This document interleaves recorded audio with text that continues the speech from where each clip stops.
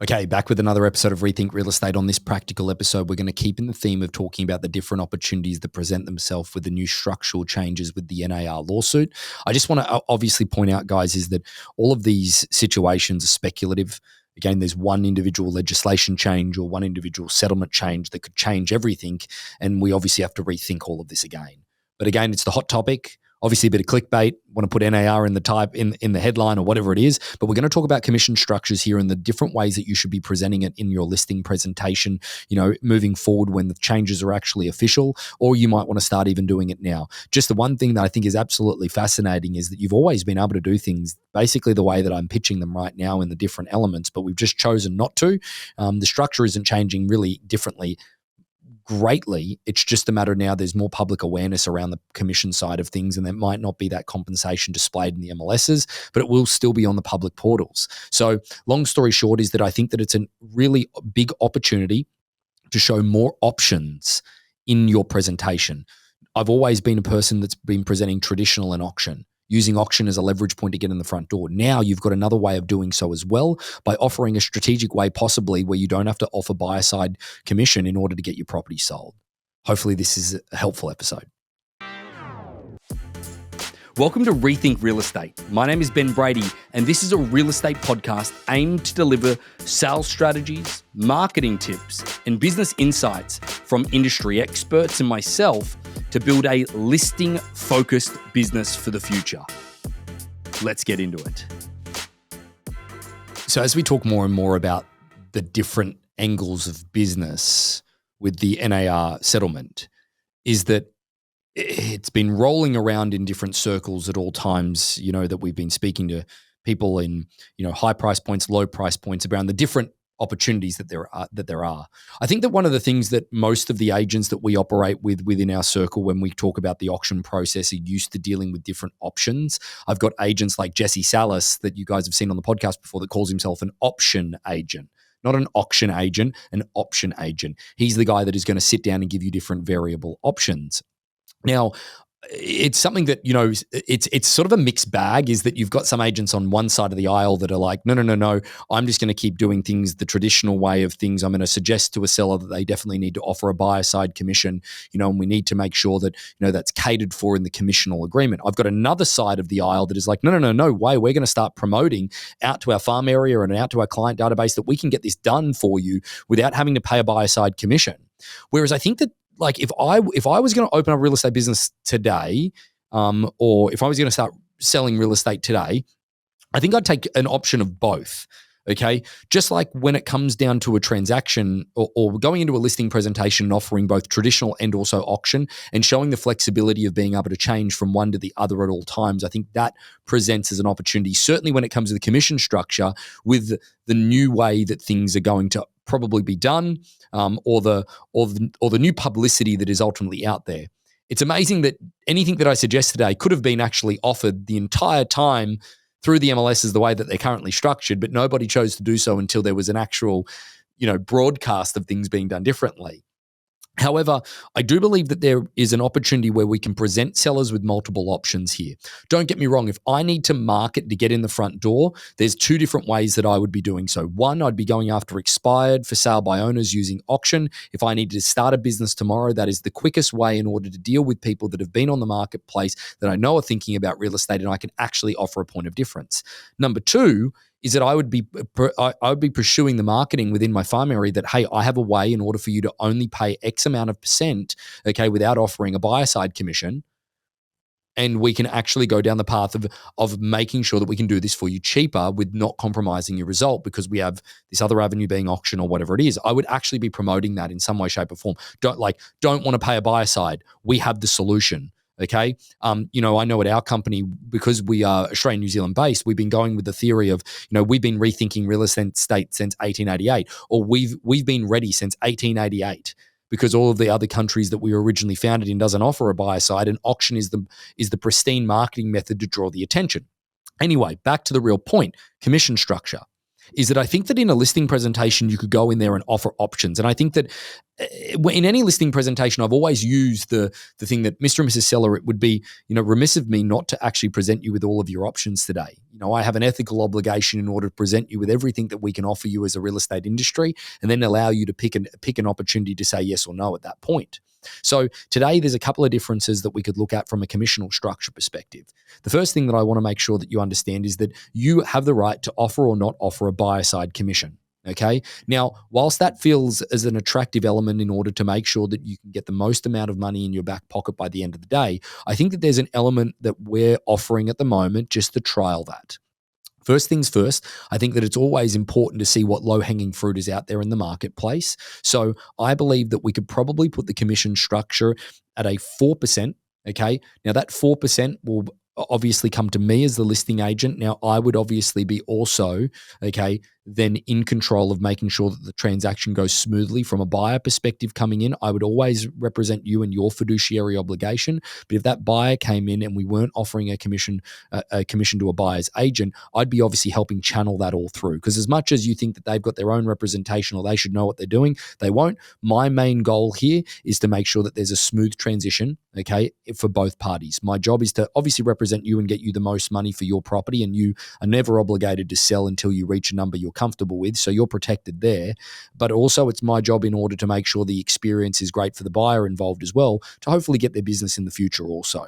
So again, it is about making sure that it is a smooth transaction for everybody. Now that means that you would save, between 2 and 3% upfront if we were able to do that. However, the one thing I want to do is that we can go out to marketplace at that point. But just like going out to marketplace with the traditional price, if that isn't received well in the beginning, we need to make changes.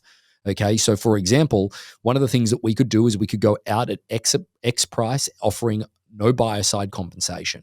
Okay, now let's see what happens for the first week or two to see what the type of reaction is in the marketplace. Now, at that point, we could make a decision if the property hasn't already sold. We could offer some buyer side commission.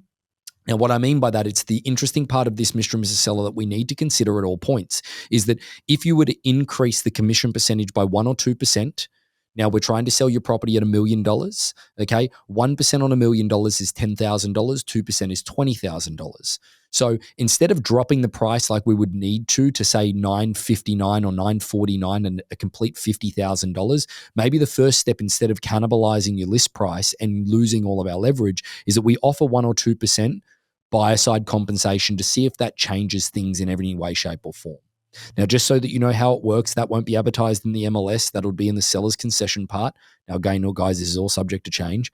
But the flexibility that we have here, Mr. and Mrs. Seller, is that we can go out at a certain list price. We can offer no buyer side commission, and we can hopefully get a buyer that will pay the price that you want, and also you can pay the commission that is at a reduced rate.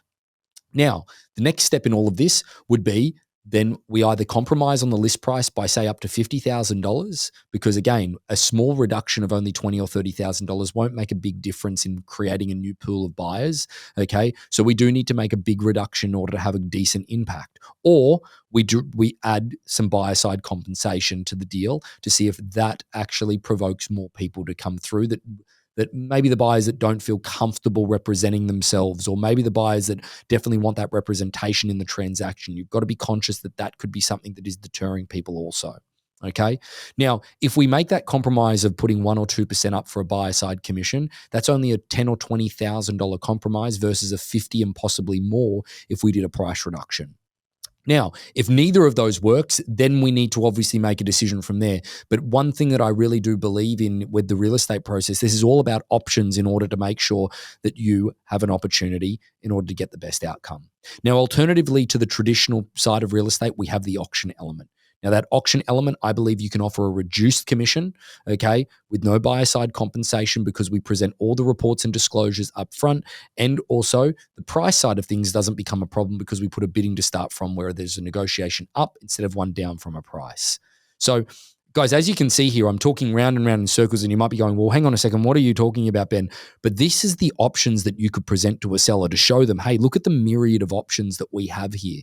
Traditional, no buyer side compensation, traditional buyer side compensation, auction, no buyer side compensation, all of these different elements. But the long story short is thinking about things in a few different ways. So guys, as we break this down, first of all, I think we use the buyer side commission element or offering as an opportunity to show the percentages of difference when it comes to things.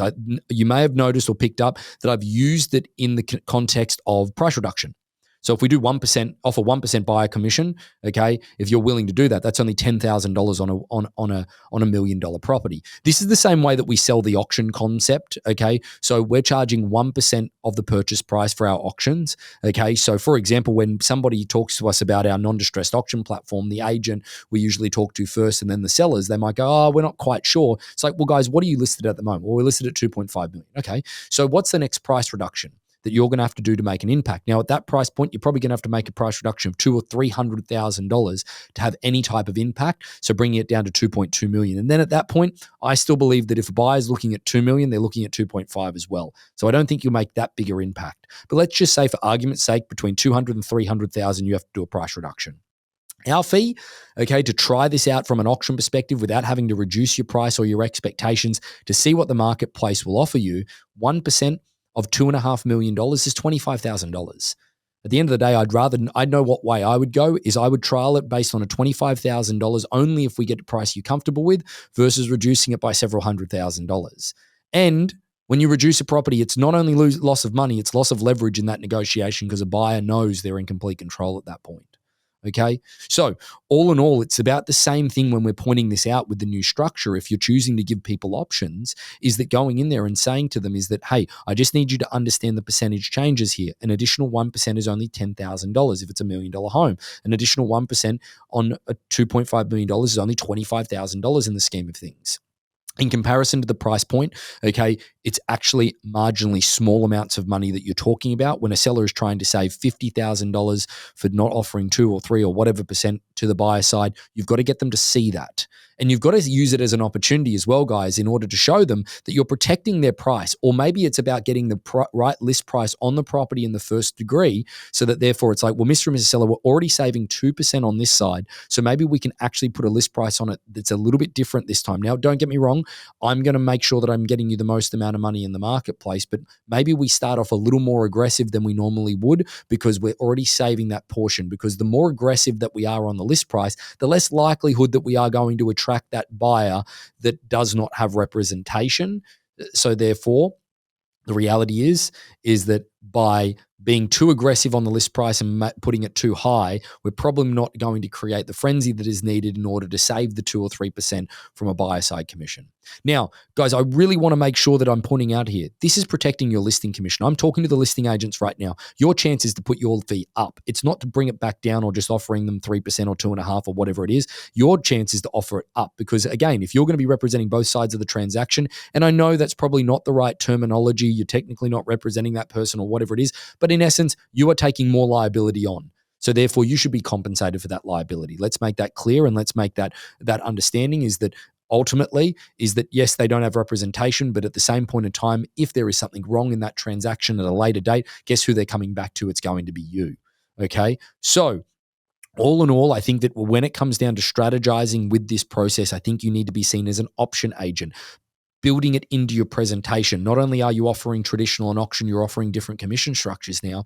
This really presents an opportunity. And why it presents an opportunity is the standard agent that isn't thinking about this and just wants to do it one way and just wants to say, hey, sign up at 6% and not offer the different elements. We are in a changing environment where, yes, you only had one element of sale in the traditional element and the way things were done previously. But welcome to the rest of the world, guys, where multiple different options are given to sellers when it comes to selling their biggest asset. So make sure that we're using that as a point of difference, whether that be from a marketing perspective, okay, or whether that be in your listing presentation itself. Use it to attract the interest, because just because you're marketing yourself that you have a way in order to, you've got a way to offer no buyer compensation and to sell their home in the fastest time possible, okay, using auction and not offering buyer side, you can use that in a marketing perspective, but doesn't mean that they have to go that way when it comes to the listing presentation. It doesn't mean that that's the only thing you have to talk to them about.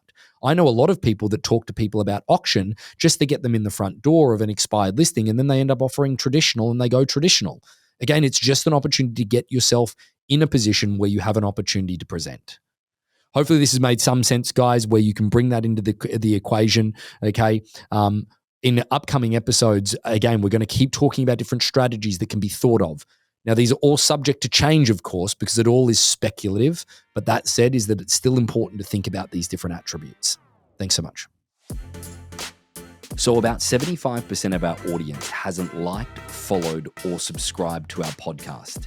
It would mean the world to us, and it would help this podcast more than you know to expand our reach if you were to like, follow, or subscribe on any of the platforms that you're watching or listening on.